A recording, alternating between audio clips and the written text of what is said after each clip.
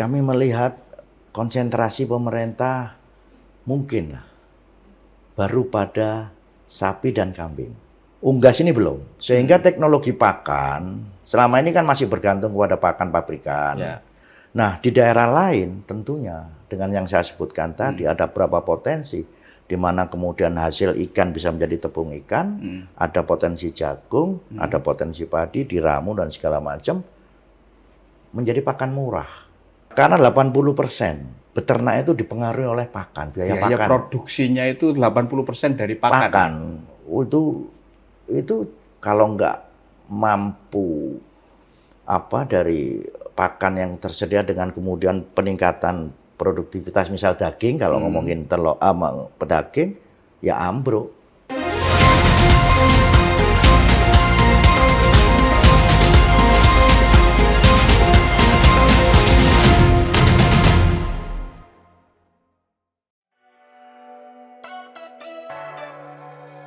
Oni Setiawan, sosok yang telah mengabdikan diri dalam bidang pembangunan, kebudayaan, dan pemberdayaan masyarakat selama lebih dari 2 dekade.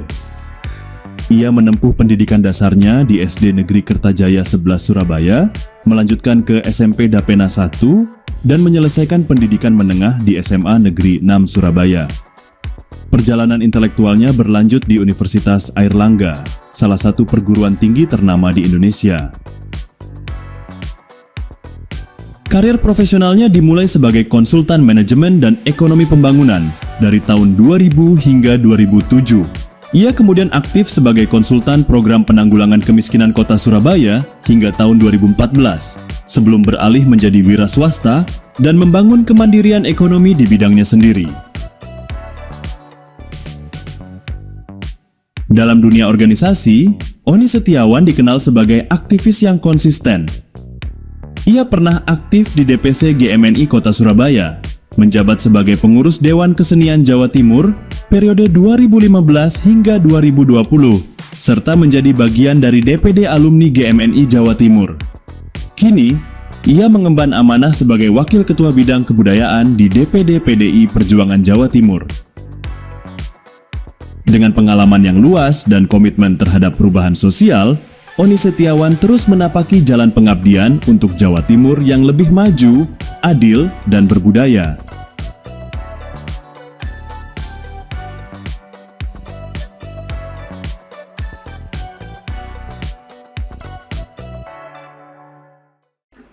Assalamualaikum warahmatullahi wabarakatuh. Salam sejahtera untuk kita semuanya, Tribuners dan para pemirsa dimanapun Anda berada.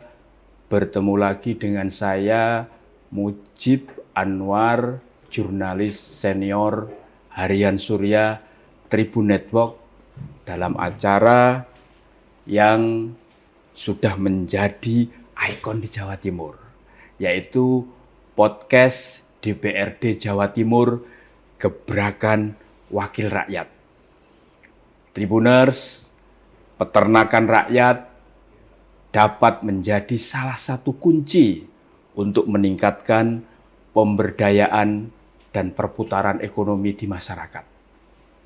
Dengan memanfaatkan sumber daya lokal dan meningkatkan produktivitas, peternakan rakyat dapat menjadi solusi untuk meningkatkan pendapatan dan kesejahteraan masyarakat berbasis komunitas dan keluarga. Melalui aktivitas peternakan yang menjadi salah satu motor penggerak ekonomi mikro ini, masyarakat tidak hanya dapat memenuhi kebutuhan konsumsi akan protein hewani, tetapi juga dapat menciptakan sumber income atau pendapatan yang berkelanjutan untuk masyarakat lebih mandiri lagi secara ekonomi. Tribuners, karena soal peternakan rakyat ini sangat menarik, maka Gebrakan Wakil Rakyat kali ini akan mengangkat tema meningkatkan perputaran ekonomi lewat peternakan rakyat di Jawa Timur.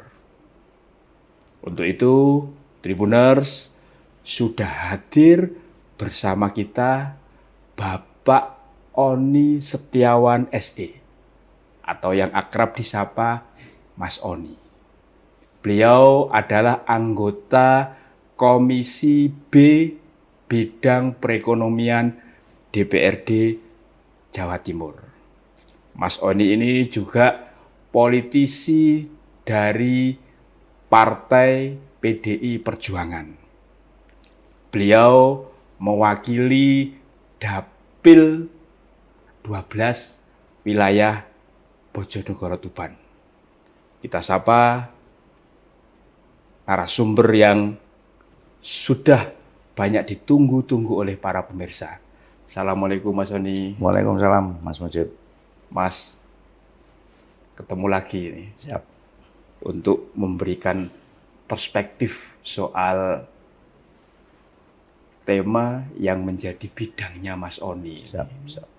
Terkait soal peternakan. Mas Oni, peternakan ini kan bisa menjadi salah satu solusi ya untuk masyarakat itu agar punya income, pendapatan, terutama yang skala rumahan, Mas. Bisa dijelaskan? Ya, terima kasih. Jadi begini Mas Mujib, berbicara peternakan ini memang menarik. Ya. Saya memang juga mulai kecil suka lah dengan dunia peternakan.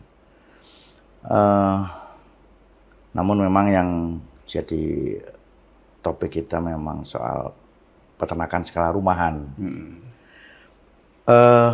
Sebetulnya sudah banyak contoh sukses ya. Bagaimana kita mengelola suatu usaha ternak dalam skala rumahan. Kita bisa melihat itu di channel-channel YouTube dan lain sebagainya.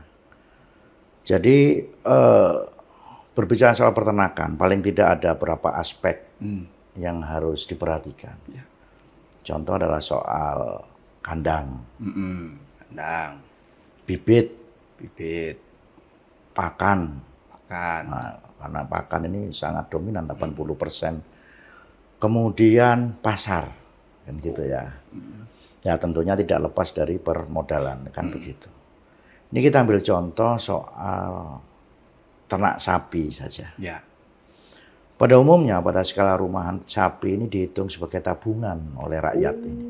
Gitu ya? Ya, Rojokoyo ini tabungan betul, mulai dari kotorannya, kemudian sampai kepada hasil daging dan anaknya mungkin. Nah, pada kondisi tertentu mereka jual pada saat dia dibutuhkan. Ya. Dia sudah terbiasa dengan pelihara itu. Tapi bagaimana jika sapi tadi dikembangkan, katakanlah dari 1 ekor menjadi 10 ekor. Ya. Tentunya butuh manajemen. Betul. Butuh kandang, ketersediaan pakan, pemahaman tentang perawatan. Nah, hal itu menjadi penting bagi rakyat untuk memulai usaha skala rumahan.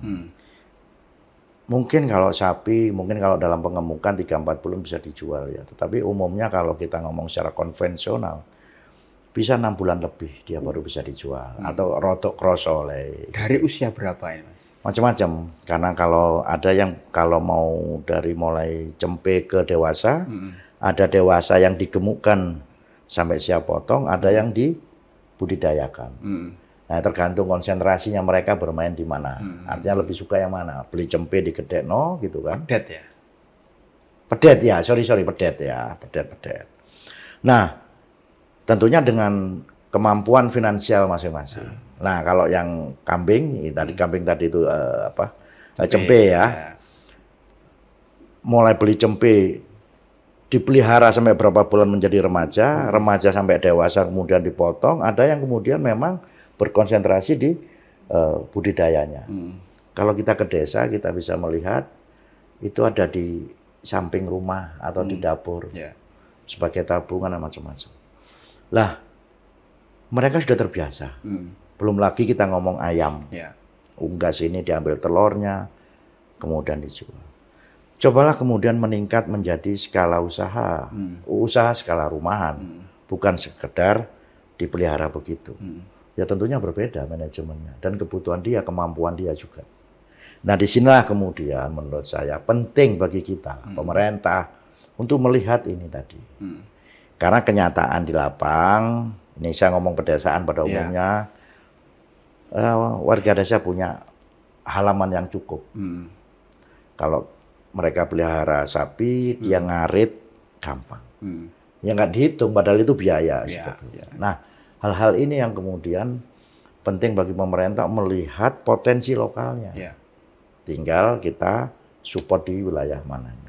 Artinya kalau menurut Mas Oni sebenarnya peternakan rakyat dengan skala keluarga ini bisa menjadi salah satu solusi ya agar masyarakat khususnya di pedesaan itu punya tambahan ya penghasilan. Betul.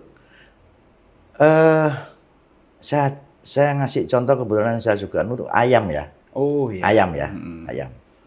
Ayam ini umumnya masyarakat desa ya hanya dipelihara, dilepas, ada sisa makanan dikasihkan. Tapi tidak pernah dioptimalkan lahan itu ya. Bagaimana dibuatkan kandang kan gitu, karena di sana bambu juga mungkin relatif banyak. Bagaimana kemudian dia dibudidayakan kemudian dari sisi pakannya. Kemudian bagaimana merawat supaya tidak tertular penyakit. Sehingga ayam ini cepat berkembang dan dia menghasilkan telur kan gitu ya. Kemudian ayamnya sendiri laku untuk dijual. Nah, kalau cuma 1, 2, 3 ayam mungkin tidak seberapa nampak. Tapi kalau kemudian itu cobalah dikembangkan sampai katakanlah 100 ekor ayam. Saya pikir di beberapa wilayah itu punyalah lahan untuk 100 ekor ayam. Nah, itu kan sudah telurnya juga sudah rutin. Kemudian dagingnya dia juga rutin. Nah, tinggal bagaimana manajemen pakannya, misal ada pakan alternatif, teknologi-teknologi sekarang kan banyak. Nah, ini menjadi penting untuk di-manage gitu ya. Saya pikir itu nampak itu. Nampak perbedaannya jika sesuatu dikelola dengan baik meskipun itu skala rumah tangga. Mas Sony ini kan juga ini ya pelaku ya di bidang peternakan. Iya. Apa Mas yang selama ini Mas Oni cermati ini hal yang kurang terkait dengan lebih memberdayakan atau memasifkan gerakan peternakan rakyat skala rumahan ini, Mas? Ya, jadi kebetulan saya sedang pelihara bebek ya. Bebek ya? Bebek potong ya, orang sebut bebek kering.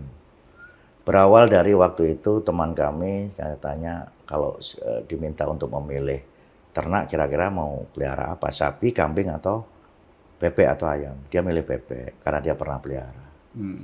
Kemudian lahan kebetulan ini di Tuban. Ya. Kami hanya mengamati ini tanah yang kering, berkapur, ini kalau untuk unggas bagus. Kan begitu ya, karena hawanya, kemudian virus-virus itu, pengalaman saya itu kalau bikin kombong ayam itu harus dikasih kapur dulu, dolomit dan lain sebagainya. Itu juga ada di YouTube dan macam-macam. Akhirnya kita coba berapa waktu yang lalu, sekitar setahun tahu lebih.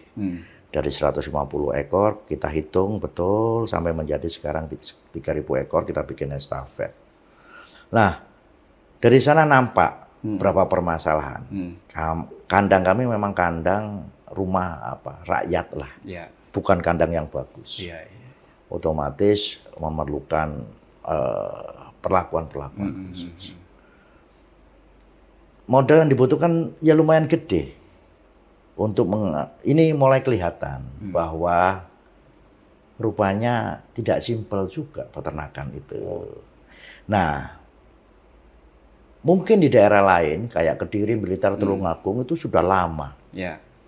Sudah lama masyarakatnya bertani, beternak. Tapi mungkin di daerah lain belum begitu populer. Nah, saya melihat contoh itu perlu dikembangkan. Perlu betul-betul dikembangkan. Karena contoh ini, kalau di Tuban ini, karena ada pesisir, hasil tangkapan yang tidak begitu bagus bisa dijadikan tepung. Di sana juga produksi jagung.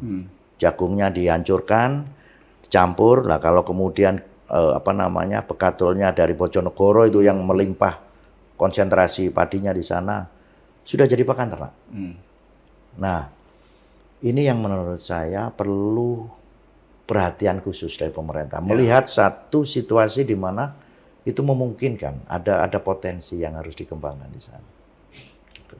Tadi kan Mas Soni menyampaikan bahwa salah satu yang perlu diperhatikan betul, bahkan juga dibantu ya untuk peternak skala rumahan, skala kecil ini tidak hanya bibit, kandang, tapi juga pupuk. Nah, dari beberapa ini kan yang paling besar itu kan biayanya kan terutama pupuk ya, terutama pakan.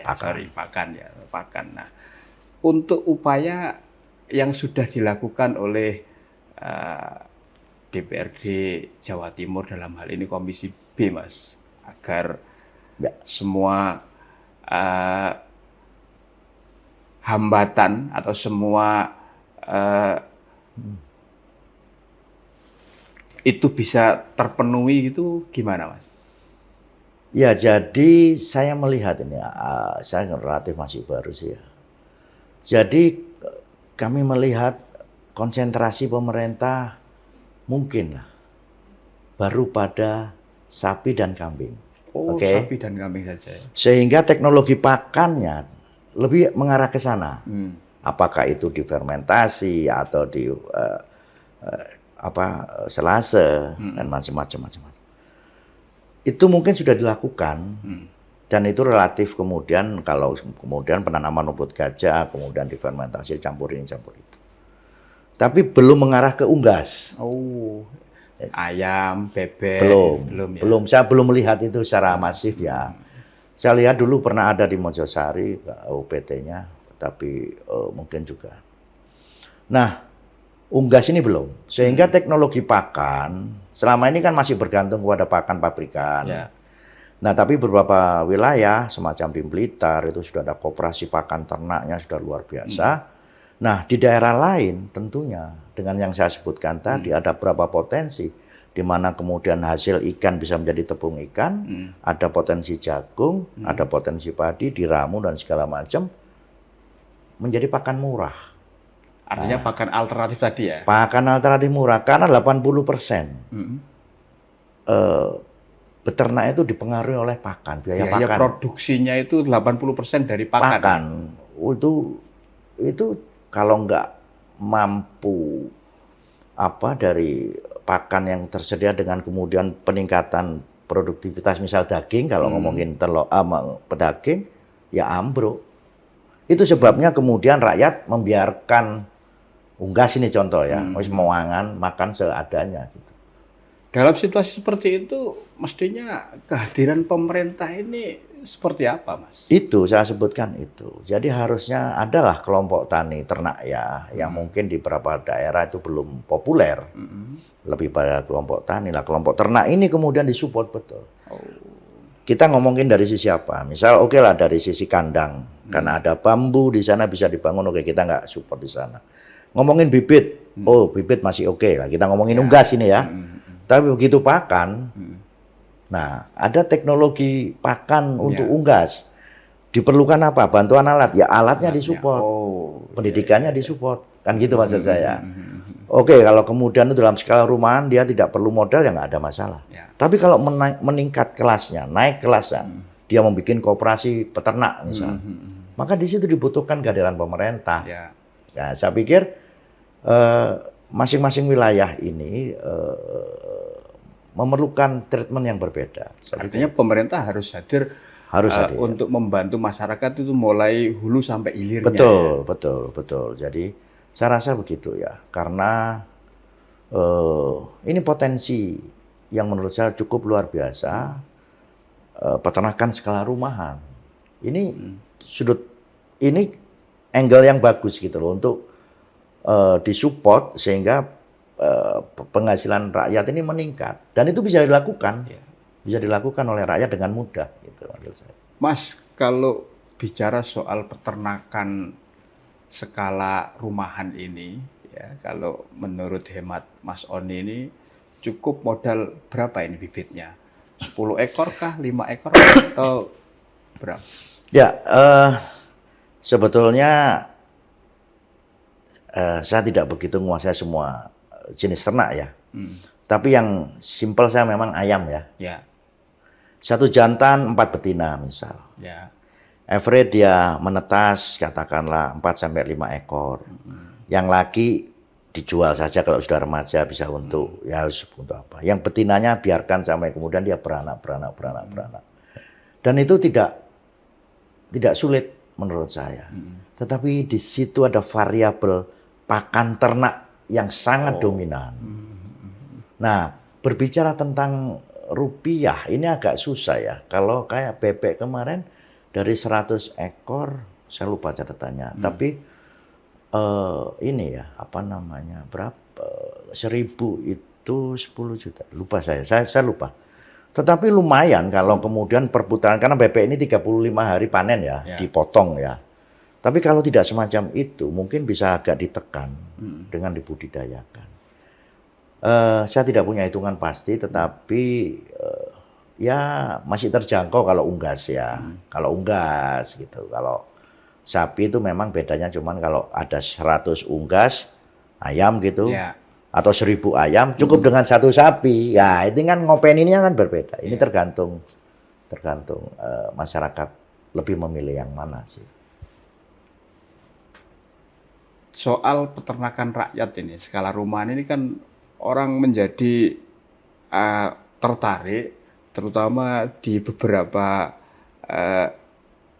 pekan terakhir, beberapa bulan terakhir ini kan sempat viral, Mas. Karena cukup memelihara 10 ekor ayam jadi miliarder, ya kan, itu kan salah satu apa namanya triggernya itu kan itu. Gimana menurut Mas Ani? Ya itu betul menurut saya. Jadi begini, cara pandangnya. Siapa itu tokoh, saya pikir itu luar biasa. Saya mengikuti beberapa YouTube-nya ya, karena beliau juga memberikan pelatihan itu soal peternakan.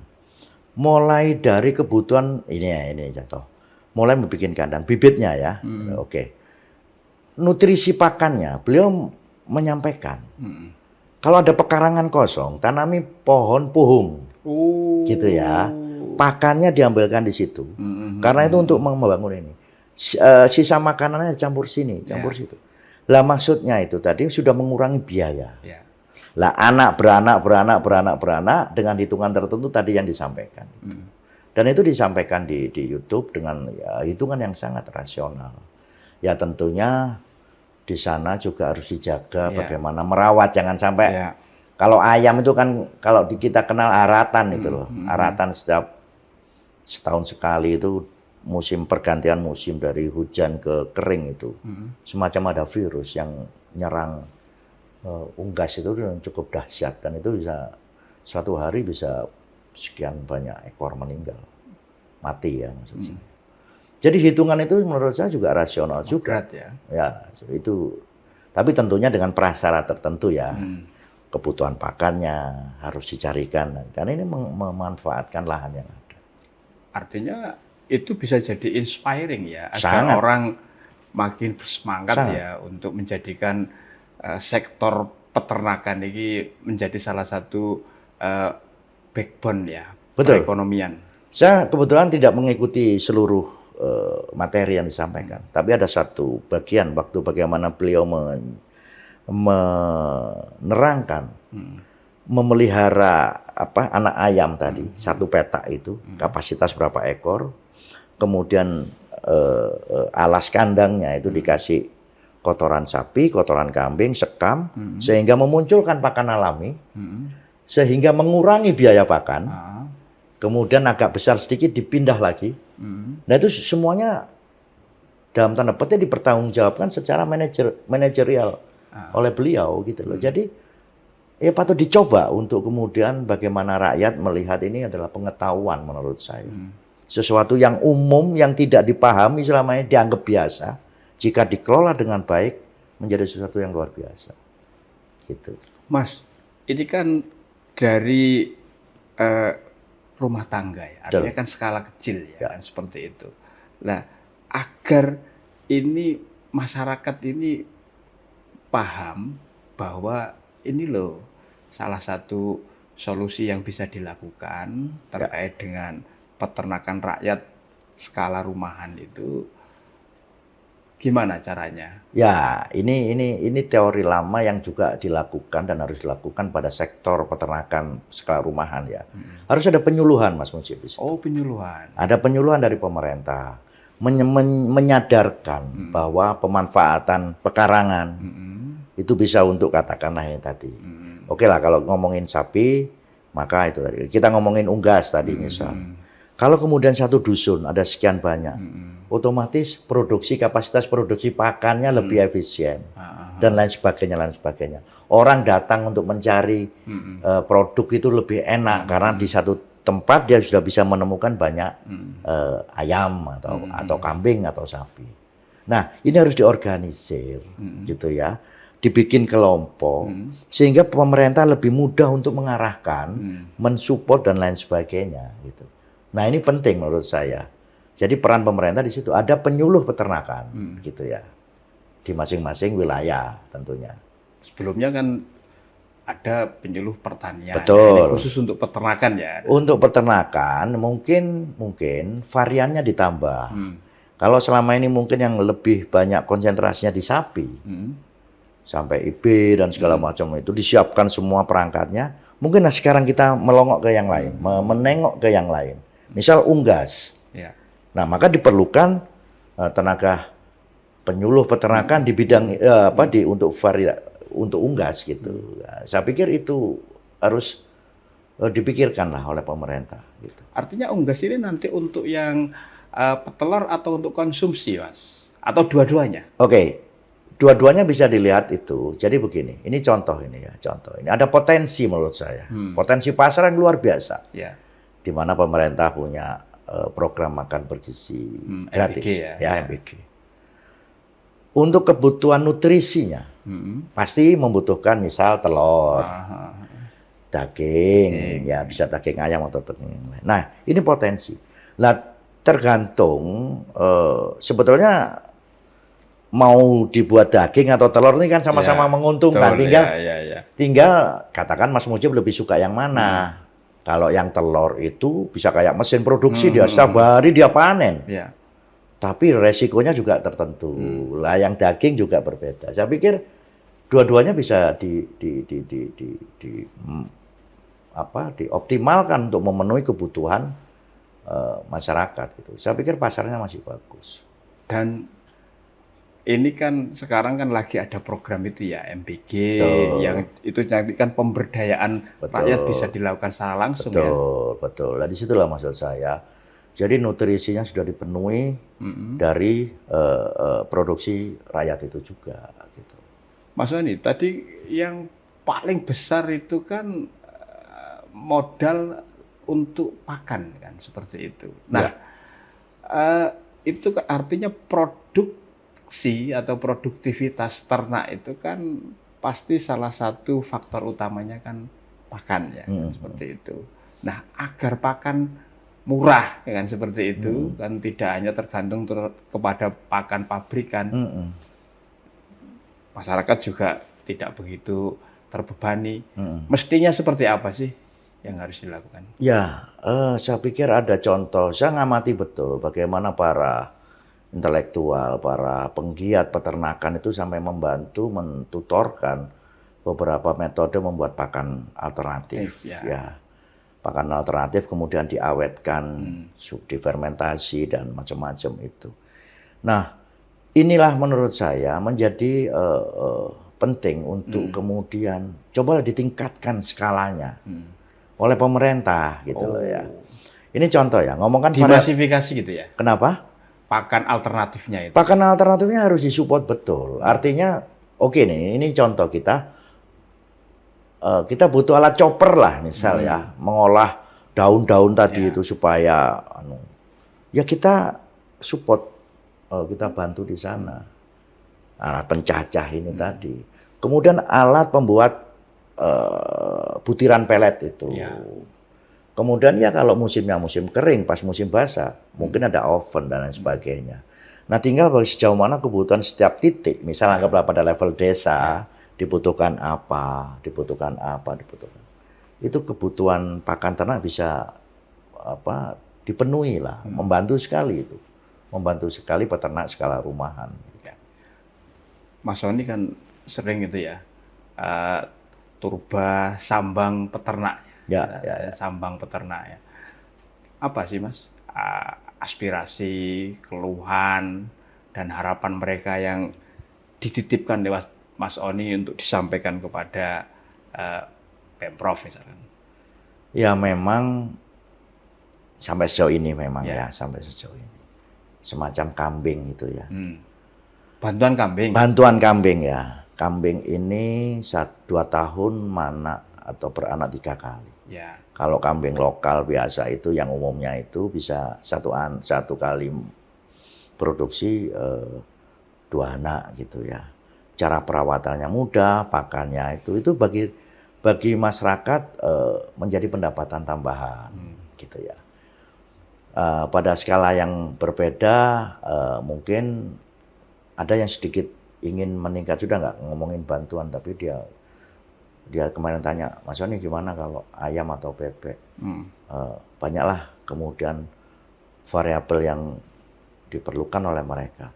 Maka memang kami dorong untuk kemudian bekerja sama dengan teman-temannya, beternak bersama, membuat satu kelompok tani ternak misal. Gapoktan ya? Ya, tapi konsentrasinya di ternak.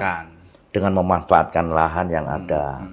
Ya kebetulan kami kemarin saya uji coba dengan biaya sendiri. Sehingga mungkin berbeda pada saat rakyat itu melakukan gitu loh. Ini kan saya hanya mencoba dalam skala mulai dari penyiapan kandang, bibit, pembesaran, pakan, perawatan, penjualan, dan permodalan. Ya saya masih mampu dalam skala tertentu. Tapi bagaimana kemudian itu rakyat? Saya disambati aja sudah nggak bisa. Ya nggak bisa, betul-betul nggak bisa. Saya memang nggak ada untuk membantu mereka. Maka yang saya lakukan adalah wis ngene ae. Lek panen, lek kamu mau potong saja, harganya dibuat lebih murah. Ya duit piro TKN, payu cukup. Tapi ini kan nggak masif gitu loh maksud saya. Ini nggak bisa kami lakukan. Maka peran pemerintah ini di sini jauh dibutuhkan gitu loh. Mulai penyiapannya, penyuluhannya, kemudian intervensi di sana. Dan saya yakin ini minimal di Tuban Bojonegoro ini, saya nggak ngomong tempat lain. Karena lahannya ini cocok untuk unggas, kayak gitu. Maka nggak ada salahnya pemerintah kemudian mencoba melihat di sana dan melakukan intervensi untuk rakyat itu. Artinya bantuan ternak yang diberikan pemerintah sudah saatnya dicoba tidak lagi kambing atau sapi, tapi yang skala kecil ya. Misalkan ayam, bebek tadi yang Mas Sony sampaikan. Jadi cobalah opsi-opsi yang lain juga. Karena itu juga sangat membantu lah ya, sangat membantu. Jadi begitu. Tapi kok belum dicoba untuk direalisasikan, Mas Sony? Ya, saya juga belum sampaikan itu ya, karena kemarin konsentrasinya lebih pada sapi dan kemudian kemarin juga ada penyakit ya. Kemudian dari sisi perawatan nih, kalau orang-orang yang punya duit itu lebih enak ngingu sapi ya, kan gitu kan.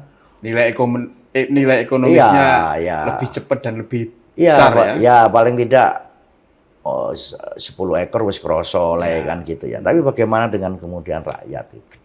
Nah, saya pikir itu pemerintah cobalah bisa melihat dari sisi yang lain. Apalagi kalau pemerintah pusat punya program yang MBG itu yang akan membutuhkan banyak sekali telur, misal daging, nutrisi untuk makanan, itu kan sudah satu peluang pasar gitu maksud saya. Artinya mestinya harus relate ya Mas ya. Di satu sisi program utama pemerintah saat ini kan untuk swasembada pangan. Nah ini juga swasembada misalkan daging. Daging itu kan bisa daging dari ayam, unggas, selain bebek ya tadi, kambing, sapi dan seterusnya. Tapi fakta di lapangannya seperti apa? Jawa Timur ini kan salah satu penyangga pangan dan ternak nasional juga. Ya, mohon maaf ya, saya sebatas kami kemarin melihat. Kami kemarin ke Jember waktu mengunjungi pusat pemurnian atau budidaya kambing Sapudi. Kambing Sapudi. Ya, apa Gibas itu ya? Ya Sapudi yang ini ya. Dari ini Madura. Madura ya. Dia punya kelebihan banyak ya. Salah satunya cirinya itu yang ekornya yang lebar itu. Dia disukai oleh masyarakat di wilayah sana. Oh. Kami datang melihat dengan lahan yang cukup luas itu berapa hektar. Kambing yang dibudidayakan atau dipertahankan untuk menjaga galur Sapudinya cuma 300 ekor. Dari lahan dan kebutuhan pasar yang sangat besar ya. Sangat besar. Loh, saya pikir kan ini idle gitu loh. Loh kenapa nggak kemudian kita konsentrasi, kita bantu Dinas Peternakan tadi untuk meningkatkan jumlah populasi kambing Sapudi tadi. Ini contoh. Ya. Kemudian kalau ngomongin kembali lagi di dapil saya Tuban, di sana ada sapi PO. Peranakan ongole. Ya, yang putih itu. Karena salah satu keunggulannya dia tahan terhadap penyakit dan gampang perawatannya nggak rewel. Tapi kalau kita lihat potensi alamnya, tanahnya yang berkapur dan kering, sebetulnya cocok untuk unggas. Kemudian dia ada pesisir, ada produk ikan laut tangkap tadi yang bisa diubah menjadi tepung. Kenapa nggak kita kembangkan di sana? Potensi unggas misalnya gitu. Artinya bagaimana misalkan Tuban itu dijadikan sebagai sentra peternakan unggas misalkan. Betul. Nah, selama ini kan baru di wilayah Kediri, Mojokerto, itu sudah Blitar itu sudah menjadi unggulan lah ya. Tapi di sana ada potensi alam yang memang secara real itu bisa optimal jika kita mengembangkan unggas misal. Nah, itu maksud saya, ya nanti akan juga kita sampaikan kepada pemerintah. Apa yang nanti akan Mas Oni lakukan agar keinginan menjadikan Tuban ini sebagai sentra peternakan unggas untuk menyusul sejumlah daerah lainnya yang tadi disampaikan di wilayah Mataram? Ya, kebetulan saya kemarin nyoba bebek itu. Saya hanya mengamati, ini otodidak ya, karena tidak ada, saya mencari sumbernya dari mana untuk mencari tahu pengetahuan tentang pembesaran bebek. Artinya bikin pilot project sendiri ya? Iya, ini kan nggak efektif ya, kurang pas lah. Hawanya, lahannya, kekeringannya, ini rupanya dari 35 hari. Ini bukan bebek packing tapi silangan dengan lokal, itu sudah bisa mencapai 1,8 kilo. Di mana itu optimal menurut beberapa peternak. Padahal saya ngerawatnya sederhana. Iya. Artinya alamnya cocok. Gitu. Ini secara sederhana saya menangkap. Faktor pendukungnya itu. Betul. Ya. Nah ini kan diperlukan para ahli untuk betul-betul mengkaji apakah dugaan kami ini benar. Karena apa? Karena dipelihara secara sederhana saja, dalam waktu yang sama, hasilnya bisa optimum. Itu satu contoh. Yang kedua, yang terakhir kali, saya ingin mengoptimalkan hasil tangkap ikan laut. Nah, yang tidak untuk konsumsi ini ada untuk pakan ternak. Variabel terbesar peternak unggas lah paling tidak. 80% dipakan. Pakan ya. Lah kalau kemudian pakannya bisa kita ciptakan murah, rakyat akan berbondong-bondong dia. Akan beternak skala rumahan itu. Nah ini kan ada stimulus dari pemerintah, upaya untuk melakukan merangsang agar rakyat ini lebih produktif gitu menurut saya. Kalau di sektor pertanian kan kalau pupuk itu kan ada subsidi pupuk. Betul. Nah, ini kan soal pakan ternak ini bisa kan jadi ada subsidi. Hal seperti itu ya. Betul sekali gitu Mas. Kalau di Pemprov bisa nggak itu Mas kira-kira intervensi yang bentuknya seperti Mas Oni tadi sampaikan? Ya tetap bisa. tetap bisa. Jadi contoh yaitu tadi subsidinya adalah di pakan. Makan ya. Nah, gitu. Itu sangat membantu, pasti sangat membantu.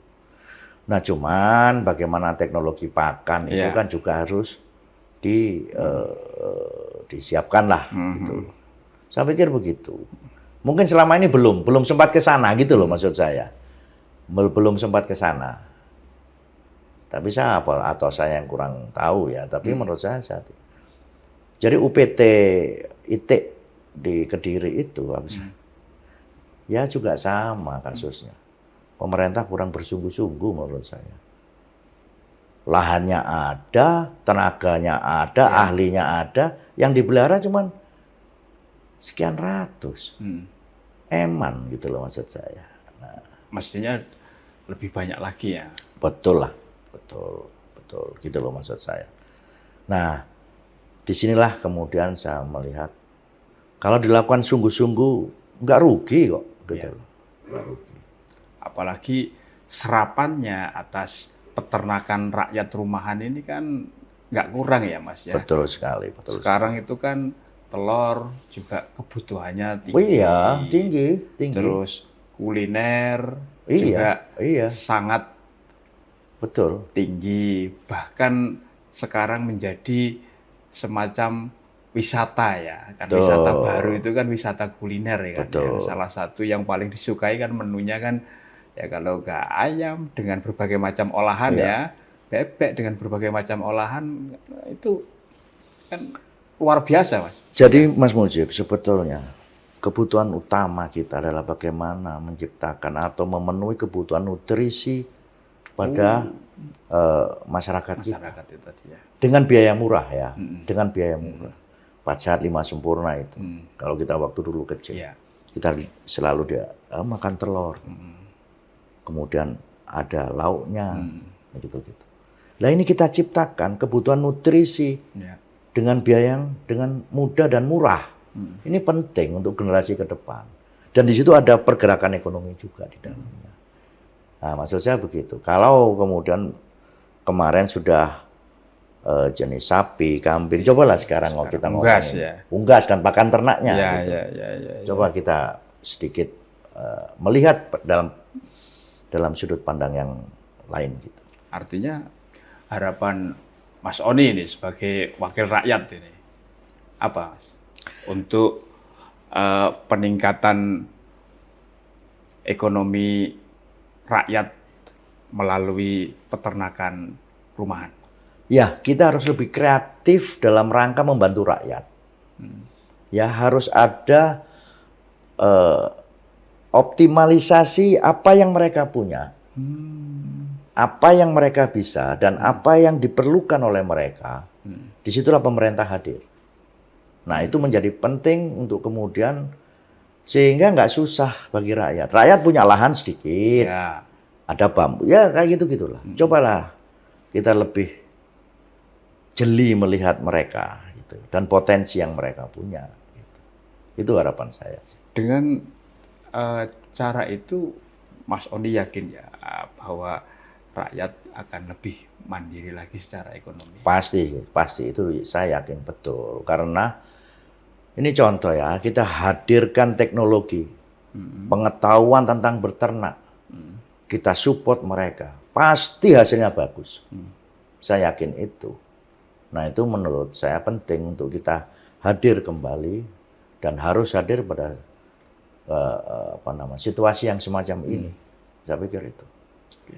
Mas, terakhir ini, apa ini pesan untuk para peternak rakyat ini di Jawa Timur ini agar lebih semangat lagi untuk mengelola lahan dan hewan ternaknya? Ya, sebetulnya mereka ini rakyat ini sudah paham betul, Mas Mujib. Rakyat ini sudah paham betul dengan apa yang dia punya. Ya memang tentunya apa sih yang mereka hanya punya semangat, gitu ya. Nah kehadiran pemerintah ini yang sekarang sedang diperlukan, termasuk tokoh tadi yang menyampaikan ini loh, 10 ayam jadi miliarder. Ini adalah perubahan cara pandang yang revolusioner menurut saya. Ini yang diperlukan. Perubahan mindset ya. Perubahan mindset. Nah, rakyat harus, dan saya pikir rakyat tahu, dia siap saja berubah, tapi kadang-kadang ya capek juga mau berubah. Ya itu tadi lah, dia butuh banyak support dari pemerintah untuk melakukan perubahan gitu. Nggak bisa dia sendiri yang merubah, itu nggak cukup. Maksud saya tentunya kita sendiri yang merubah, tapi nggak cukup lah gitu loh, supaya terjadi percepatan peningkatan ekonomi di level bawah ini. Artinya kalau sekarang pemerintah ini kan lagi getol-getolnya menjadikan program prioritasnya itu swasembada pangan, swasembada energi, dan swasembada mungkin sektor peternakan juga. Ini jadi momentum yang tepat. Ya. Atau seperti apa? Ya memang pangan itu kan juga termasuk di dalamnya adalah peternakan karena kebutuhan nutrisi itu tadi. Lah maksud saya itu yang kita optimalkan. Pada saat pemerintah punya program besar, maka kebutuhan itu bisa dipenuhi dari rakyat itu. Gitu. Tidak perlu impor ya? Wah itu nggak perlu lah. Kalau kemudian kita optimalkan lah. Gitu loh, saya pikir itu. Terakhir, paling akhir Mas, closing statement. Ya jadi apa ya? Kalau kita terlalu lama, ini sebetulnya terlalu berpikir macam-macam ini itu, nanti kita nggak akan segera memulai perubahan itu. Sehingga bismillah kita lakukan. Mulai dari skala kecil, kemudian nanti apapun masalahnya kita selesaikan bersama-sama. Saya pikir itu kita akan lebih cepat maju melakukan perubahan. Mas Oni, terima kasih. Sama-sama. Sudah memberikan perspektif serta inspirasi dan mengawal aspirasi rakyat agar peternakan rakyat yang skala rumahan itu bisa segera terwujud, tidak hanya di dapilnya Mas Oni tentunya. Siap. Tuban dan Bojonegoro, tapi juga di wilayah Jawa Timur lainnya, bahkan kalau bisa se-Indonesia. Baik, Tribuners, terima kasih juga sudah setia menyaksikan gebrakan wakil rakyat di podcast DPRD Jawa Timur.